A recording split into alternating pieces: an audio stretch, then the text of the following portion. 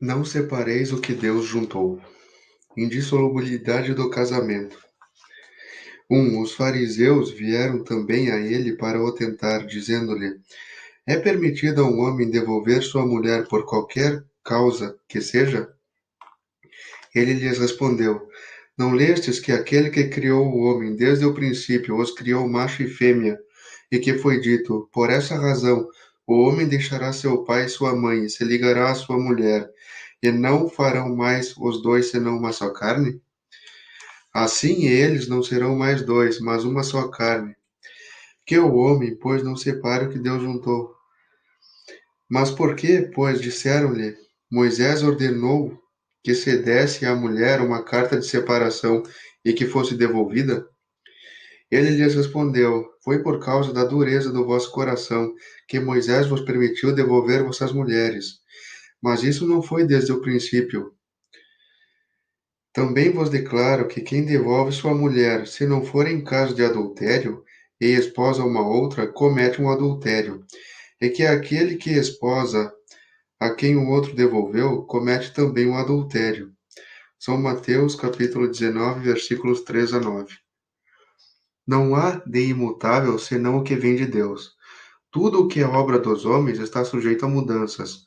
As leis da natureza são as mesmas em todos os tempos e em todos os países. As leis humanas mudam segundo os tempos, os lugares e o progresso da inteligência.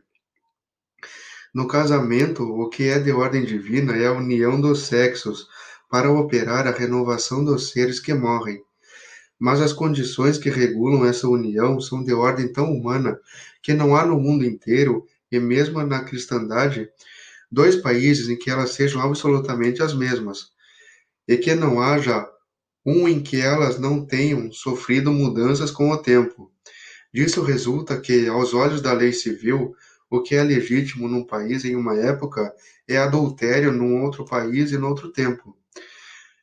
E isso porque a lei civil tem por objetivo regular os interesses das famílias, e esses interesses variam segundo os costumes e as necessidades locais. É assim que, por exemplo, em certos países, só o casamento religioso é legítimo. Em outros é preciso também o casamento civil. Em outros, enfim, só o casamento civil basta. 3. Mas na união dos sexos, ao lado da lei divina material, comum a todos os seres vivos, há uma outra lei divina imutável, como todas as leis de Deus, exclusivamente moral, e que é a lei de amor. Deus quis que os seres estivessem unidos não somente pelos laços da carne, mas pelos da alma, a fim de que a afeição mútua dos esposos se transportasse para seus filhos, e que eles fossem dois em lugar de um, a amá-los, a cuidá-los e a fazê-los progredir. Nas condições ordinárias do casamento, foi levada em conta essa lei de amor? De nenhum modo, o que se consulta não é a afeição de dois seres, que um mútuo sentimento atrai um para o outro, uma vez que, o mais frequentemente, se rompe essa afeição.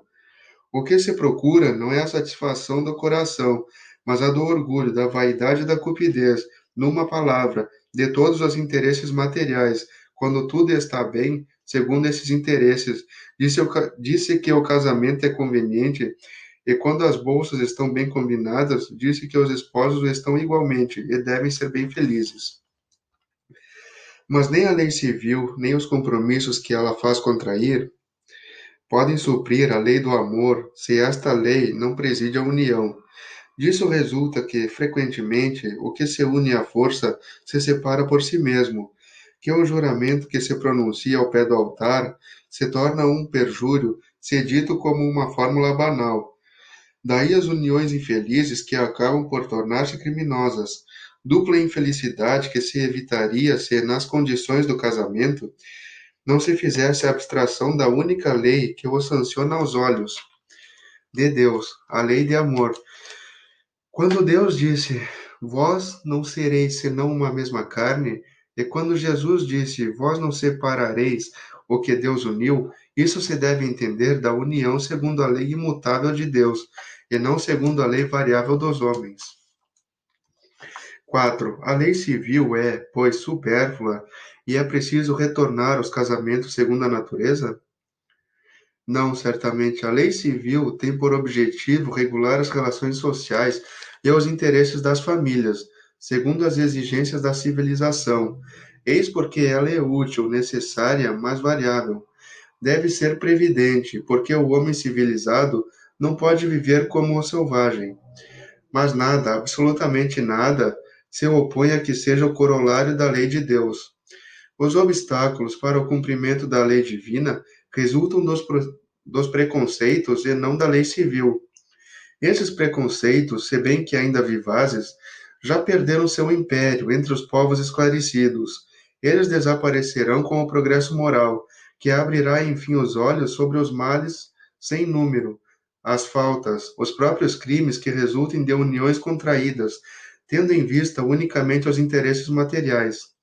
E se perguntará um dia se é mais humano, mais caridoso, mais moral unir indissoluvelmente um ou outros seres que não podem viver juntos, do que lhes dar a liberdade, se a perspectiva de uma cadeia indissolúvel não aumenta o número das uniões irregulares. O divórcio. 5. O divórcio é uma lei humana que tem por fim separar legalmente o que está separado de fato. Não é contrária à lei de Deus, uma vez que não reforma, senão o que os homens fizeram, e não é aplicável senão nos casos em que não se levou em conta a lei divina. Se fosse contrária a esta lei, a própria Igreja seria forçada a considerar prevaricadores aqueles dos seus chefes que, pela sua própria autoridade e em nome da religião, em mais de uma circunstância impuseram o divórcio. Dupla prevaricação, então, uma vez que seria só em vista de interesses temporais e não para satisfazer a lei de amor. Mas Jesus, ele mesmo, não consagrou a indissolubilidade absoluta do matrimônio. Não disse: é por causa da dureza de vossos corações que Moisés vos permitiu devolver vossas mulheres? O que significa que, desde o tempo de Moisés, a afeição mútua não sendo o objetivo único do casamento, a separação podia tornar-se necessária, mas acrescenta: isso não foi desde o princípio. Quer dizer que na origem da humanidade, quando os homens não estavam ainda pervertidos pelo egoísmo e pelo orgulho, e viviam segundo a lei de Deus, as uniões fundadas sobre a simpatia e não sobre a vaidade ou a ambição não davam lugar ao repúdio. Vai mais longe e especifica o caso em que o repúdio pode ter lugar, o de adultério. Ora, o adultério não existe onde reina uma afeição recíproca sincera. Proíbe, é verdade, a todo homem de esposar a mulher repudiada, mas é preciso ter em conta os costumes e o caráter dos homens do seu tempo. A lei mosaica, nesse caso, prescrevia a lapidação. Querendo abolir um uso bárbaro, seria preciso, entretanto, uma penalidade, e a achou na ignomínia que devia imprimir a interdição de um segundo matrimônio. Era, de alguma sorte, uma lei civil substituindo outra lei civil, mas que, como todas as leis dessa natureza, devia sofrer a prova do tempo.